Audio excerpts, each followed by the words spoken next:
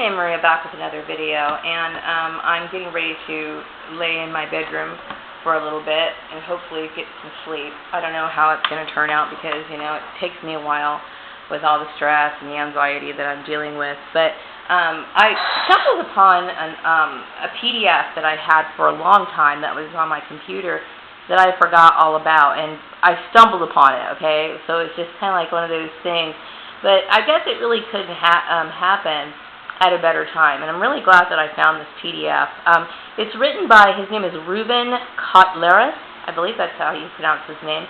Anyway, he basically was talking about his experience with workplace mobbing, and you know, some of the things that he described are a lot of things he described were a lot of things that I went through multiple times, okay? Yes, workplace mobbing as well as community harassment can create post-traumatic stress disorder. This has happened to me multiple times in the workplace. And I wanted to kind of address some of these issues. I will be attaching a link to the PDF in the description box for people who may be assisting other targeted individuals.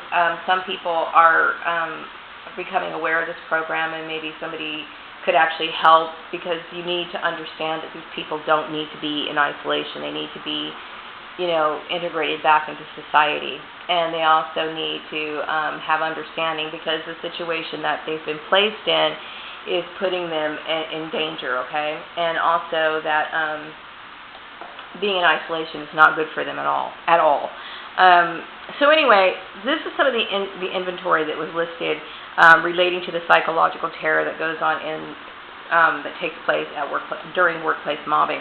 Okay, one is the boss limits opportunity to speak up. And I would say when I was working over at Murray Family Farm, this happened multiple times. I did express, you know, this was going on, maybe because he thought my family was involved in it, that it was okay to continue this sort of behavior, ignoring the fact that I'm an adult, ignoring the fact that my family regarded me as a scapegoat, and exploited that issue, okay? I had absolutely no say in my protection of my peace of mind. That was something that happened to me. Also, repeated interruptions by employees, you know, people coming in, bothering me, over things that really aren't in any of their business.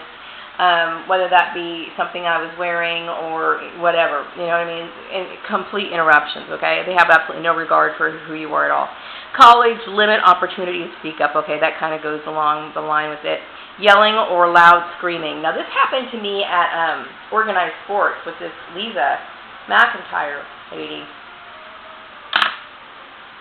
She was probably, no doubt, being controlled by my family. It felt as though she had some sort of rights over me. Once again, I'd like to emphasize the fact that subordinates should never be evaluating a manager, ever, okay? But yet, this was a part of the mobbing process, okay? Permanent critique of work. Yes, exactly. Now, Lisa McIntyre, you know, I just let her go on and on about her bullshit, okay? Now, obviously, I said I use the shortcut keys in Excel. Lisa is one of those people, she goes those things a long way. That's her business, okay?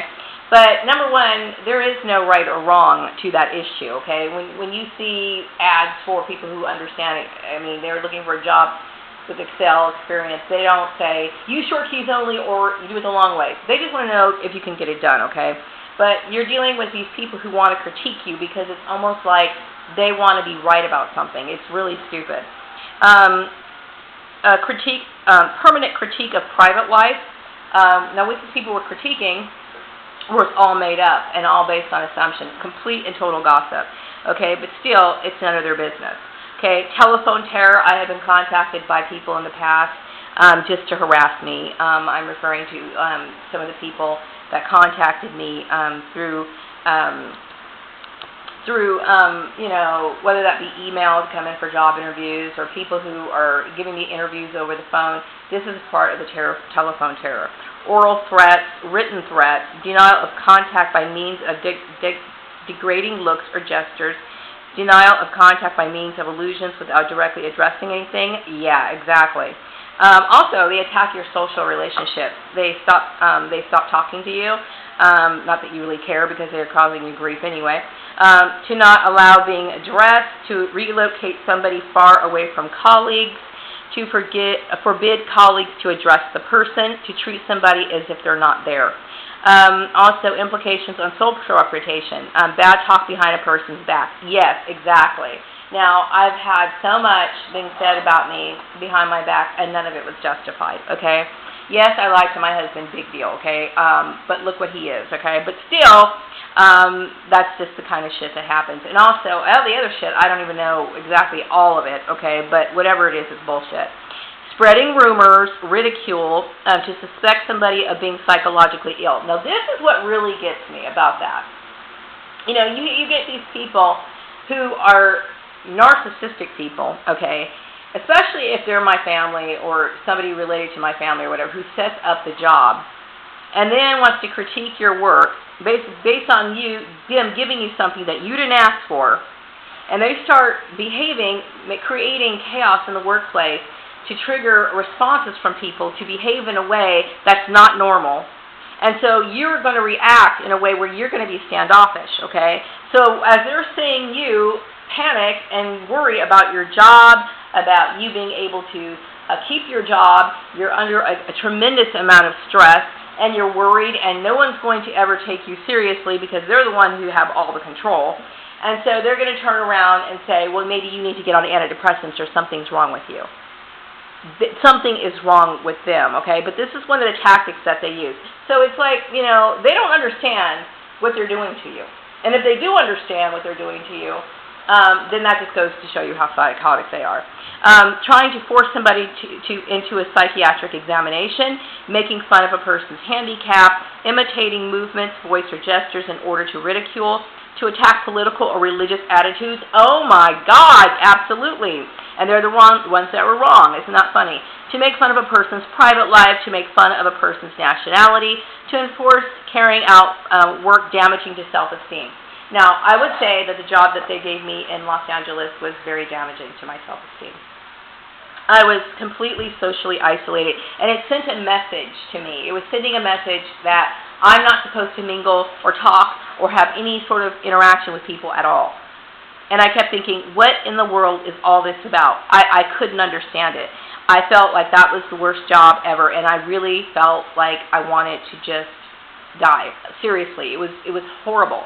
Because, you know, I'm the kind of person, I thrive in teams. I enjoy work. And for that kind of job to be given to me, it was so hurtful to me and so depressing. And I really hated that job. So it wasn't something that I liked at all. It was damaging to my self-esteem, especially because I know that I can do more, and I wanted to do more. And that was my choice to do more, and yet I was given that piece of shit job.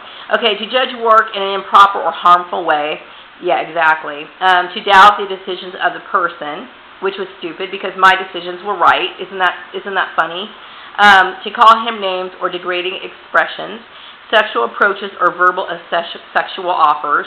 That's another thing that they like to pull.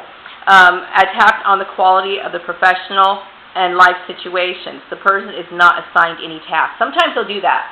They'll take away all your tasks. You know what I mean? This is a form of they're wanting to exert their control over you. The person is denied activity at the workplace so that the person cannot even think of any task by him or herself. One assigns tasks that do not make sense. One assigns tasks far below the actual capabilities. That would go in line with the job that in Los Angeles, okay? As well as the job that I had over at my last place. That was not a job that was suited for me. It wasn't. And then that's caused a lot of dissatisfaction in me. You know, I have a clear idea of what creates job satisfaction, and that wasn't it, okay?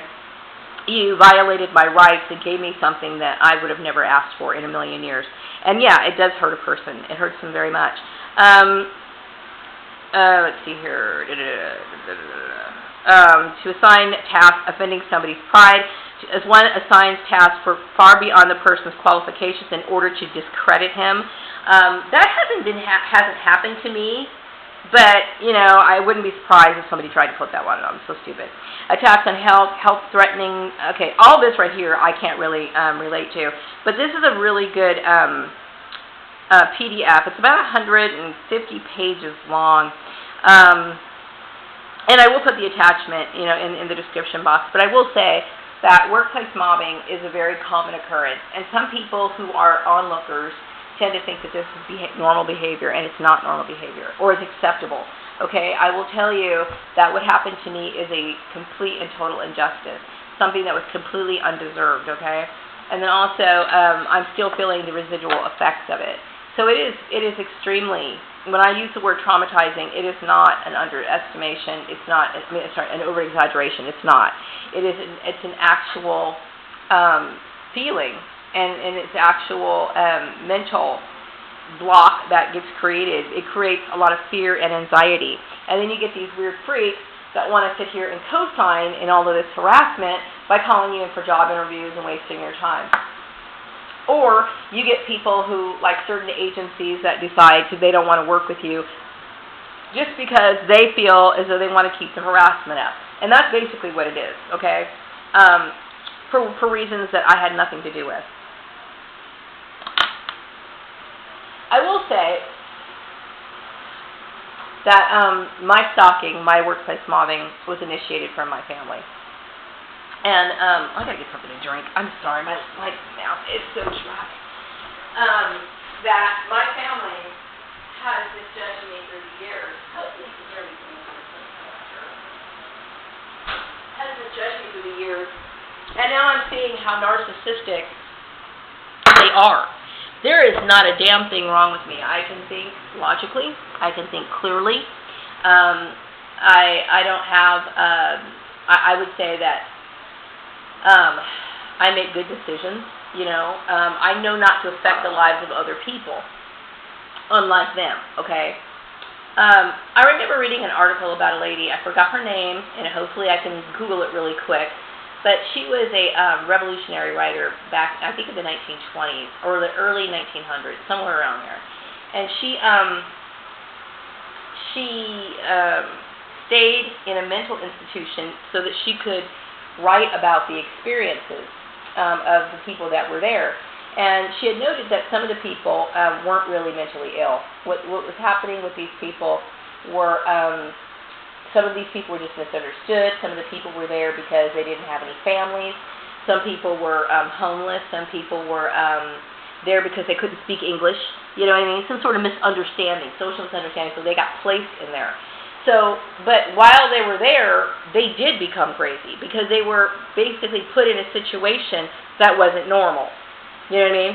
I'm a very hard person. I mean, I'm a very strong person, okay? So I'm not breaking and I'm not, like, going in that direction. What I'm saying is workplace mobbing could take a normal person and seriously psychologically affect them to where they can't ever return back to work again.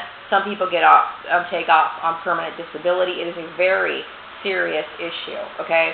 Very serious.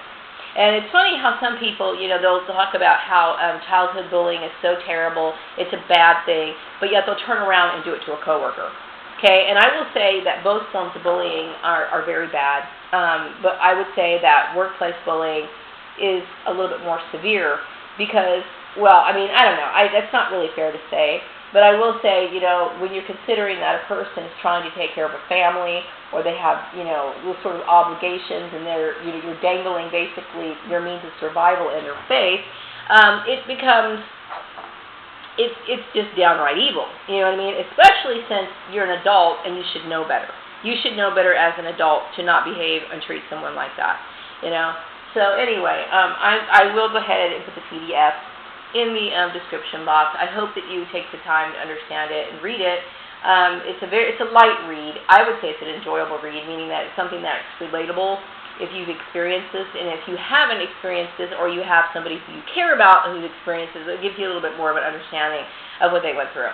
So anyway, I'm going to wrap this video up, and I will be back with another one hopefully tomorrow. I know I've got to continue my work search tomorrow, and I'm like, okay, it's draining. It's extremely draining, but it's just something I got to do. So I'll wrap this video up. I'll be back with another one tomorrow. Have a good night.